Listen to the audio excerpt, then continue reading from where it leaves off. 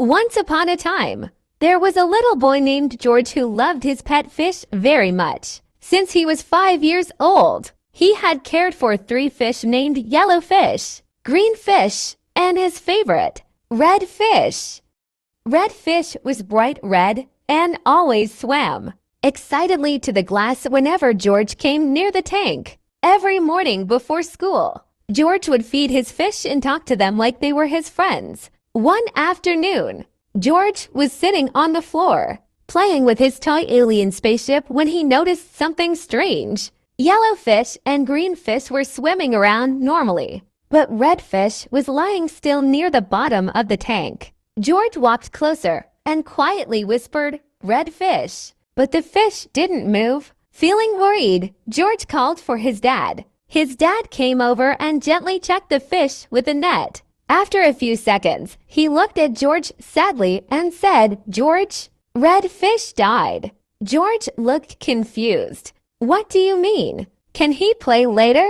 he asked softly. His dad sat beside him and explained, "When pets die, they can't swim, eat, or play anymore."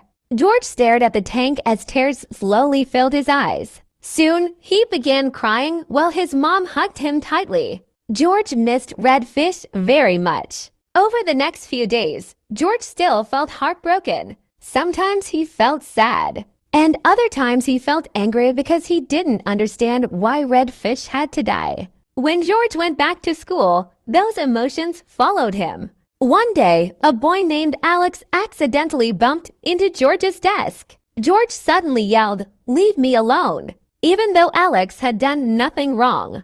George kept blaming him for little things during the week. Eventually, Alex became upset and told the principal. After class, the principal kindly asked George what was wrong. At first, George stayed quiet, but then he finally explained everything about Red Fish dying. As he talked, tears filled his eyes again. The principal nodded sympathetically. "I'm sorry about your fish," he said gently. Losing a pet is very painful. But even when we're hurting, we still have to be careful not to hurt others. George realized the principal was right. Later that day, he apologized to Alex. "I was really sad about my fish," George admitted, "but I shouldn't have taken my feelings out on you."